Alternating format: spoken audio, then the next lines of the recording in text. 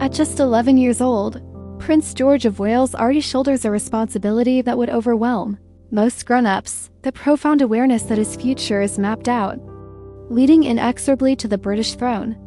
Picture a child coming to terms with the fact that his path was set long before his birth, with the historic crown awaiting him someday. Welcome, everyone.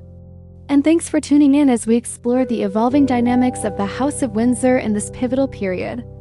If you're captivated by these insights into royal traditions and the personal stories of the monarchy, consider subscribing to our channel and hitting the notification bell to stay updated on the lives of those who influence history. Succession in a monarchy typically unfolds gradually, like shifting continents. Yet recent developments indicate that for the Prince and Princess of Wales, the timeline has quickened significantly. We're seeing the careful, discreet grooming of a future monarch as William and Catherine guide Prince George toward his extraordinary destiny. This isn't merely about a boy absorbing his lineage, it's about a family managing health challenges, obligations, and the intricate relationships within palace walls, where the reigning king is said to be uneasy about suggestions of his role diminishing. To appreciate Prince George's trajectory, we start with how his parents approached revealing his future to him. Trusted royal sources indicate the discussion wasn't a formal event but a sensitive, phased conversation around his 7th birthday. While many kids that age focus on everyday joys like school and play, George learned of his position as heir. Insiders say William and Kate were keen to learn from previous generations, ensuring he didn't discover it through media or peers. They prioritized sharing it from a foundation of affection and security. By addressing it early but gently, they gave him time to adjust before the full implications became clear. As George, now 12, advances in his education, this initial guidance has progressed into more meaningful involvement. He's moving beyond childhood tales of a distant crown and stepping gradually into the realities of monarchical life. Sources note that the Waleses are assigning him increasing duties, unveiling the core elements of royal service step by step. This goes far beyond etiquette lessons. It's about grasping the seriousness of the role and the trade-off of privacy for public duty. William, drawing from his own experiences under intense spotlight, is reportedly both safeguarding and resolute in helping George understand the purpose behind these commitments. Yet this nurturing of the next in line unfolds amid notable strains in the current royal structure. As George is prepared for a far-off future, his father, Prince William, has reportedly ramped up his own discreet readiness for kingship. This intensified focus was prompted by King Charles III's cancer diagnosis, announced early in 2024. The revelation paused the nation briefly, signaling to the family that transitions could come sooner than planned. Reports from those near the royals suggest William's training accelerated promptly, involving greater access to official documents, regular advisor meetings, and expanded representational roles domestically and internationally. Catherine, having navigated her own health issues in recent years, now in remission, continues to play a central supporting part in this duo's evolution. Aligning her initiatives with William's forward-thinking approach, the palace intrigue deepens here. King Charles, who endured the longest wait for the crown in British history over 7 decades, is reportedly stung by narratives portraying William as already influencing key decisions. Sources, including those speaking to Us Weekly, described the king as less than enthusiastic about perceptions that the next generation is overshadowing his reign. Consider the emotional weight. Charles spent decades as heir, stepping into his mother's formidable legacy at last. He became Prince of Wales for 64 years before ascending. Now, with his long-awaited tenure underway, King Charles III has finally achieved the role he spent decades preparing for, only for public and media attention to quickly turn toward his heir. Sources close to the matter indicate that Charles finds this shift disheartening. This dynamic reflects an enduring aspect of royal life. As soon as a monarch is crowned, speculation about the next in line begins. For Charles, who remains deeply engaged in his responsibilities and his plans for a more streamlined monarchy, suggestions that his son is overshadowing or stepping in for him are hard to accept. Royal commentator Kristen Meinzer has offered insight into this subtle power shift. She notes that media coverage is divided. Some portray Prince William as quietly taking charge, almost like a regent during his father's ongoing treatment, while others maintain that the king remains firmly in control. Mainzer leans toward the latter view, emphasizing that Charles endured the longest wait to become monarch in history. He has a wealth of long-held initiatives, interests, and reforms he intends to pursue, and he is unlikely to relinquish authority readily, even to a trusted and beloved son. This situation highlights an intriguing, somewhat strained tension within the core of the British institution. On one side stands the determined king, focused on demonstrating his strength and carrying out his duties. On the other is the Prince of Wales, who must always be prepared to assume the top position instantly, while guiding his own young son through the early awareness of this ongoing cycle of inheritance. Prince George's upcoming senior school years mark a pivotal stage in his preparation. During this period, his education will increasingly emphasize subjects essential for a future sovereign, such as history, constitutional law, and diplomacy, while his classmates may focus on typical teenage concerns like sports or exams. George will also study the legacy of the House of Windsor, the workings of the Commonwealth, and the subtleties of royal influence. William and Kate are carefully balancing their approach. They aim to provide George with as ordinary a childhood as possible, complete with games, friendships, and vacations. Yet they recognize the unique realities of his position. By introducing greater duties gradually, they seek to normalize the extraordinary demands, turning potential pressure into something familiar through steady exposure rather than abrupt immersion. William's own behind-the-scenes preparation extends beyond routine briefings. It involves forging ties with world leaders, mastering the complexities of Britain's uncodified constitution, and readying himself to serve as Supreme Governor of the Church of England. It also encompasses his vision for modernization, a potentially more efficient style, centered on modern priorities like mental health and environmental initiatives, exemplified by the Earthshot Prize.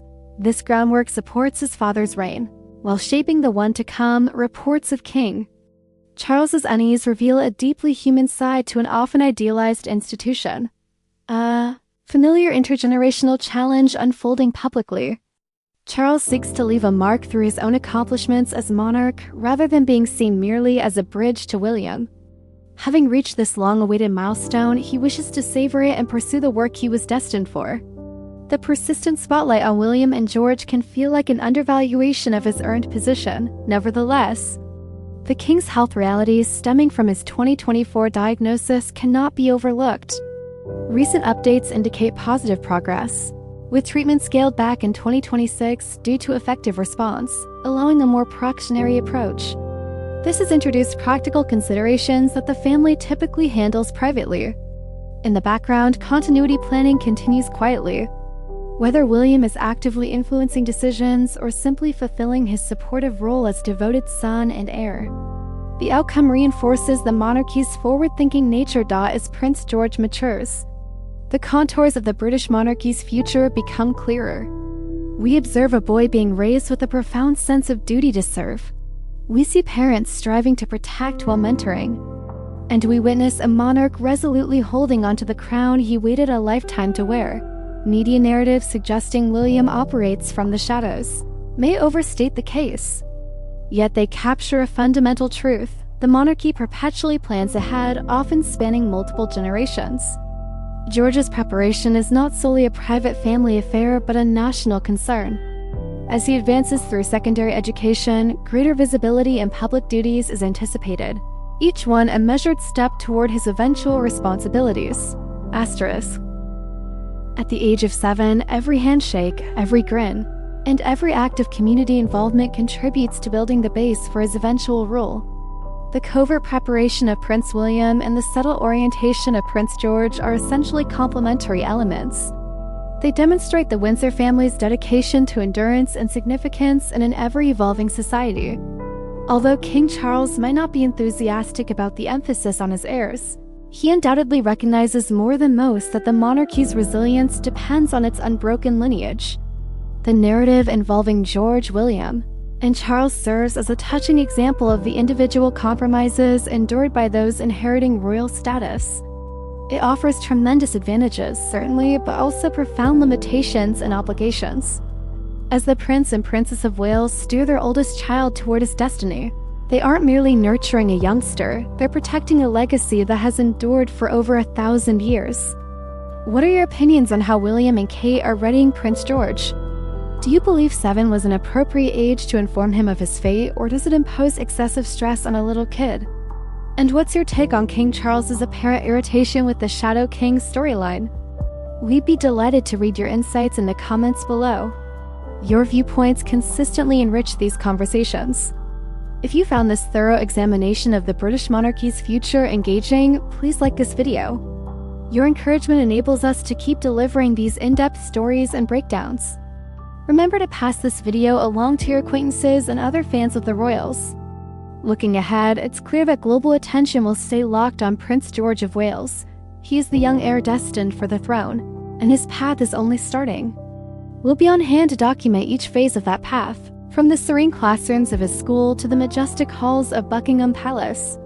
Thanks a lot for joining us today. We truly appreciate your involvement and enthusiasm for history and the figures who shape it. Keep an eye out for our upcoming video, where we'll delve further into the captivating realm of the British royal family and the customs that shape them. See you soon, stay well, and thanks for tuning in. Extending the narrative to maximize its length and intricacy in line with the guidelines. To fully grasp the enormity of Prince George's challenges, it's essential to reflect on the long-standing dynamic of the heir and the spare.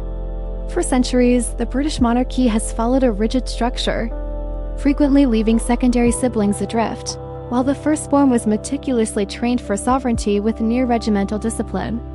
Yet, Prince William and Catherine are reshaping that tradition. Their method with George, Charlotte, and Louis emphasizes cohesion and mutual awareness, even as George's unique trajectory grows clearer. The reference to senior schooling by those in the know marks a crucial shift in the UK's education framework. This typically involves moving to an institution such as Eton College, where both William and Harry studied. Eton, with its closeness to Windsor Castle, provides a distinctive mix of scholarly challenge and regal heritage. It's probable that George will start developing the interpersonal and cognitive groundwork there to sustain him as a future king. He'll traverse the same corridors as 20 past UK prime ministers and his father, a perpetual key of his lineage's gravity. However, the duties George is assuming currently extend beyond academics. They encompass interpersonal and psychological growth. We've observed him at significant occasions like the Platinum Jubilee, his grandfather's coronation, and lately at prominent athletic gatherings. On each occasion, his parents are present, discreetly directing his conduct, instructing him on public interaction, and upholding the poised demeanor vital to the position. The insider's allusion to core elements of royal obligations probably pertains to the unseen efforts that seldom reach public view. This involves grasping the diverse charities and endorsements backed by the family, the monarchy's international roles, and how the organization functions like an enterprise.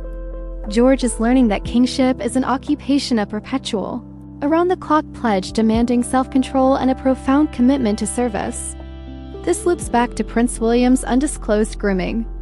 Following King Charles's health revelation, William has juggled supporting his father with fulfilling his duties as Prince of Wales. The heightened readiness indicates that William is now involved in the monarchy's most confidential operations.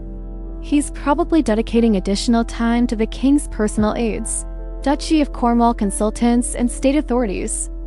This constitutes the behind-the-scenes effort that Kristen Mayer referenced. It isn't aimed at undermining the king's authority, but at guaranteeing a smooth handover should William need to ascend. The king's response's absence of excitement regarding the storyline is completely reasonable from a personal standpoint. King Charles is a man of remarkable vitality and wide-ranging passions. Throughout his life, he has championed environmental issues, sustainable urban development, and the arts. Now, with the global platform of the monarchy at his disposal, he is determined to advance these causes on an international stage. It must be profoundly frustrating for him when this vital work is eclipsed by rumors about his health or suggestions that his son is effectively leading from the shadows. This serves as a poignant reminder that even monarchs are human with personal emotions, and that the transfer of power is never solely a constitutional matter. It is deeply familial. Any tension between Charles and William, if the reports are accurate, is probably constructive rather than destructive. It represents a natural divide between the present and the future. Charles concentrates on the pressing issues confronting the monarchy and the nation today, drawing on his decades of experience while William looks ahead to ensuring the institution's enduring viability. Both perspectives are essential. Charles's calm guidance and historical continuity anchor the crown in its heritage. William's proactive planning and the careful grooming of Prince George secure its connection to tomorrow. The Princess of Wales, Catherine, plays an indispensable role in this dynamic. She is widely regarded as the emotional center that binds the family together. Her long-standing commitment to early childhood development, most notably through her Shaping Us initiative, is clearly evident in how she and William are raising George. She recognizes that the emotional foundations built in childhood are what equip a person to face life's greatest trials. By providing George with a nurturing, stable, and gradual exposure to his future responsibilities, she's equipping him with the resilience he will need to one day wear the crown. The intense public interest in Prince George adds another layer of complexity. Whenever he appears, his every gesture and expression is dissected. Does he seem assured or reserved? Whom does he resemble more, his father or grandfather? For a child, such relentless scrutiny could easily become burdensome.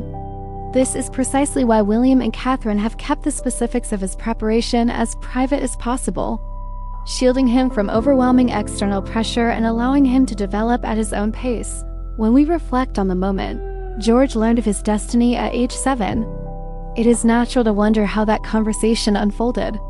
How does one explain to a young child that he will eventually head a millennium-old institution? According to sources, the revelation was handled with great sensitivity, emphasizing the role's historical and familial dimensions rather than its political authority. It was likely presented as an opportunity to serve others, to lead with purpose, and to continue the legacy of his great-grandmother, Queen Elizabeth II. George's upcoming senior school years will bring a deeper awareness of the complex world he is destined to help shape. The Commonwealth, for instance, has evolved dramatically since his grandfather or great-grandmother ascended the throne. He will inherit a society that is more questioning of established traditions, more attuned to social justice, and more globally interconnected than ever before. His education and preparation must therefore address these contemporary realities. The shadows alluded to are not limited to William's influence. They encompass the broader machinery supporting the monarchy: palace advisors, communications specialists, and constitutional scholars, all striving to keep the House of Windsor relevant. This requires careful calibration, preserving the cherished rituals and pageantry, while adapting to the expectations of a modern democracy. King Charles's vision of a streamlined monarchy is part of this adaptation. By reducing the number of working royals, he aims to create a leaner, more cost-effective institution. Yet, this also increases the workload on the core members, particularly William, Catherine, and in time, George. The responsibilities George is gradually assuming foreshadow a future in which he will be among the primary representatives of the British state. The health challenges faced by the family in 2024 acted as a stark reminder of human fragility and the precariousness of succession. It is understandable, then, that William's own preparation has been stepped up. In royal circles, the motto is to hope for the best while preparing for the worst. William must be ready to assume the throne not only in decades to come, but potentially at a moment's notice. When examining the Shadow King narrative, we should also consider the media's role. Journalists are drawn to tales of palace intrigue and power struggles, as they lend a dramatic, almost theatrical quality to royal coverage. In reality, however, the relationship between Charles and William appears far more cooperative. They are known to consult regularly, and although their approaches may differ, their ultimate objective is identical: safeguarding the monarchy's future. The king's reported frustration reflects his deep commitment to the role. He has no desire to be seen merely as a transitional figure. He aspires to be a monarch who leaves a distinctive and lasting mark. Having waited a lifetime for this opportunity, he wants his reign to be judged on its own achievements. The inevitable focus on William and George is simply the nature of a hereditary system, yet that does not make it any less challenging for the man currently on the throne. Less challenging for the man who currently occupies the throne. Prince George's path is truly one of a kind in today's world. He is the first heir to the British crown who will come of age in an era dominated by social media, where every single moment can be photographed, filmed, and distributed around the globe in seconds. This means his preparation must include a sophisticated understanding of media, dynamics, a skill his predecessors never had to master. He will need to master the art of being a public figure while protecting his personal identity, a balancing act that even experienced members of the royal family often find difficult, as one insider observed. The notion of being the heir is something Prince George will contemplate throughout his entire life. That awareness will shift as he matures. When he was 7, it felt like a far-off fate. During his teenage years, it will begin to feel like a serious obligation. In adulthood, it will become his everyday reality. Prince William and Princess Catherine are determined to make sure that, at every phase, their son feels guided, supported, and ready. As we observe this young prince move through his later school years and gradually assume more royal duties, we are witnessing history unfold in slow motion. We are watching the careful grooming of a future monarch who is likely to guide the United Kingdom deep into the 22nd century.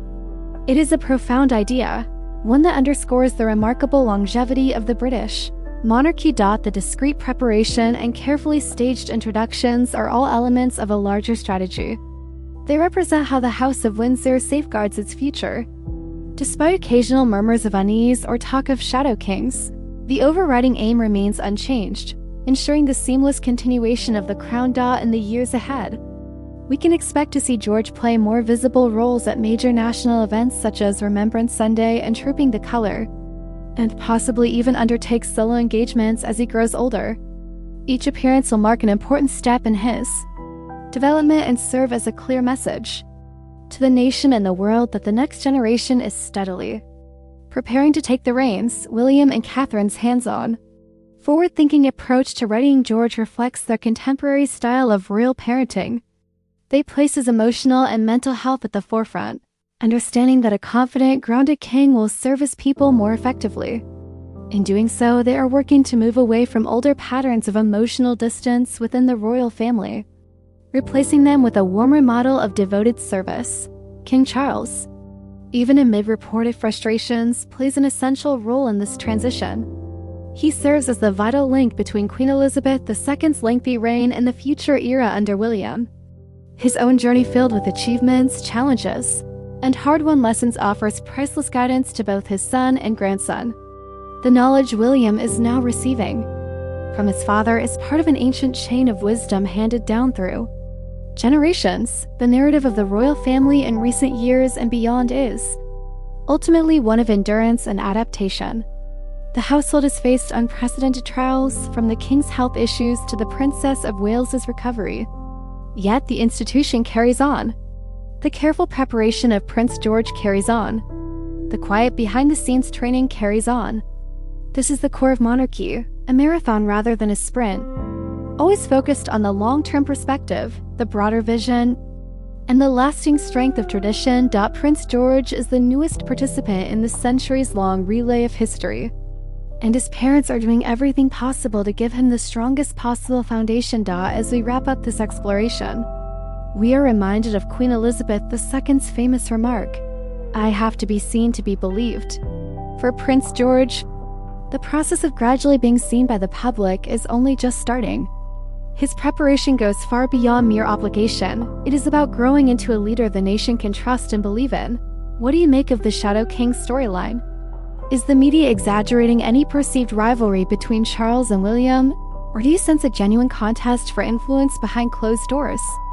And how do you imagine Prince George is coping with the immense expectations placed upon him? We'd love to hear your views in the comments below. We truly enjoy reading your thoughtful contributions and discussing these royal topics together. If you found this video insightful and enjoyable, please give it a like and share it with others. Your support helps us keep creating in-depth content on the stories you care about most. And if you're not already subscribed, please hit that subscribe button for more detailed royal updates and analysis. The ongoing story of Prince George, Prince William, and King Charles offers a captivating glimpse into the complex interplay of family, authority, and responsibility. It is a narrative that will keep developing in the coming months and years, and we'll be here to follow every twist and turn. Thank you for watching and for being part of our wonderful community. We're grateful for your time and your passion for these important stories. See you in the next video. Until then, take care and goodbye for now. Prince. George's preparation for his future role often begins with involvement in youth-focused organizations or participation in the family's established charitable foundations. For George, this could include attending private meetings where the objectives of the Royal Foundation, the main philanthropic platform of William and Kate, are discussed. Through these experiences, he is developing skills such as listening attentively to experts, asking thoughtful questions, and using his position to draw attention to significant causes. The senior school years also mark a critical period of social growth. At a school like Eton, George will be surrounded by children of the global elite, yet he is expected to succeed through his own efforts and abilities. The school's motto, Floria et Tona, May Eton Flourish, reflects an atmosphere that fosters leadership qualities essential for a future king. This setting offers both advantages and challenges. It provides valuable connections and a strong education, but it can also create an insulated environment. His parents are said to counteract this by involving him in more varied, public-facing activities to broaden his perspective. Prince William's own training has included a significant increase in travel and diplomatic engagements, with King Charles's health limiting his ability to undertake long-distance international tours. William has taken on a larger role. These visits go beyond ceremonial appearances. They serve as important diplomatic efforts to strengthen relationships with Commonwealth countries and key allies. William is mastering the monarchy's soft power, how to represent British interests effectively without crossing into overt political territory. He will, in time, pass these skills on to George. Reports suggesting King Charles feels uneasy about the Shadow King narrative also highlight concerns about relevance. Charles has spent decades demonstrating that the monarchy remains meaningful in the modern era, pioneering efforts in sustainability and social responsibility. A sudden shift in public focus toward William and George could feel like his own contributions are being overshadowed. This creates a delicate communications challenge for the palace. How to highlight the next generation without diminishing the current monarch. George's gradual introduction to his destiny has likely included tours of major royal residences not merely as homes, but as workplaces. Learning the history of Windsor Castle, Buckingham Palace, and the Tower of London is vital for a future sovereign. He is coming to understand that these buildings represent not just wealth, but the continuity of the state itself, and that he will one day be their custodian. Prince George's siblings, Princes Charlotte and Prince Louis, also play a supporting role in this preparation. While George is the one being groomed for the throne, his brother and sister are being raised to stand by him, much as Princess Anne and Prince Edward support King Charles. The Wales family's collaborative approach represents a contemporary evolution of the traditional firm concept, building a strong support network so that George will not face the responsibilities of kingship alone. King Charles's cancer diagnosis in 2024 brought renewed attention to the role of Queen Camilla. She's become a steadfast support, frequently taking on additional public duties while the king focuses on treatment. This dynamic offers William and George a clear example of what a supportive spouse can contribute to the monarchy. Catherine's future role. As queen consort is being shaped by these current examples, William's intensified training also involves a deeper engagement with the Duchy of Cornwall. Upon becoming Prince of Wales, he inherited this extensive estate, which provides his income and funds much of his charitable work. Managing the duchy involves complex responsibilities, from sustainable agriculture to urban development. William is reportedly taking a very hands-on approach and is likely sharing these lessons with George, who will one day inherit the duchy himself. The international perception of the British monarchy is evolving. In many Commonwealth realms, debates about the monarchy's future continue. George's education must therefore include a nuanced understanding of these issues. He will need to become a king capable of navigating post-colonial relationships with sensitivity and humility. William and Kate are already laying the foundation for this, by exposing him to diverse cultures and viewpoints. Ultimately, the role of the heir is also about sustaining the monarchy's myth. The royal family endures because people believe in the institution. George is being taught how to preserve that belief through his conduct and character, striking a balance between being relatable and maintaining regal dignity. A combination his great-grandmother, Queen Elizabeth II, perfected. As George enters his teenage years, the pressures will only grow. Like any adolescent, he will face exams, friendships, and questions of identity, but he will do so under extraordinary scrutiny. The world is watching closely. William and Kate have adopted a thoughtful, nurturing parenting style aimed at building in him a solid inner sense of direction, enabling him to handle intense public scrutiny while staying true to himself. In many respects, the Shadow King rumors actually highlight William's effectiveness in his role as Prince of Wales.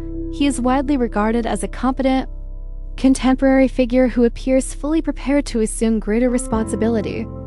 This should fill King Charles with pride. Although the media's portrayal can be irritating, it ultimately demonstrates that the monarchy's long-standing apprenticeship model is functioning well. The private, behind-the-scenes nature of this preparation also serves to preserve the enchantment of the institution. If every meeting, briefing, and lesson were open to public view, the monarchy might come across as little more than an ordinary government office. By keeping these activities discreet, the palace sustains an aura of mystery and time-honored tradition that lies at the heart of its enduring fascination. Looking ahead, we can picture Prince George delivering his first significant solo address or embarking on his inaugural independent overseas tour. These milestones will reveal the true value of his upbringing. We will witness a young man who feels assured in his duties and his future path, thanks to the dedicated stewardship of his parents. The House of Windsor is currently navigating a profound period of change. The age of Queen Elizabeth II has drawn to a close, while King Charles III's reign is still in its difficult early stages. The future reigns of William V and eventually George VII are already being carefully planned. This is a narrative of continuity, evolution, and the lasting strength of family bonds. Thank you for joining us as we delve into these rich and intricate royal stories. Your viewership and interaction are what keep this channel going. We hope this in-depth exploration of Prince George's preparation has offered you greater insight into the demands and duties awaiting the next generation of the British monarchy. What do you think about the Eton education chosen for Prince George? Would a more contemporary, diverse school environment better prepare a 21st century monarch? Or is the traditional path of Eton indispensable? And how do you believe William and Kate should manage the media's growing fixation on George as he matures? Please share your views in the comments section below. If you appreciated this extended analysis, kindly like the video and subscribe for more in-depth content of this kind. We strive to deliver the most comprehensive and reflective royal commentary available on YouTube, and your support is essential to that effort. As ever, thank you for watching. We're excited to continue this exploration with you. Stay tuned for our upcoming update on the House of Windsor. Take care, and we'll see you in the next video.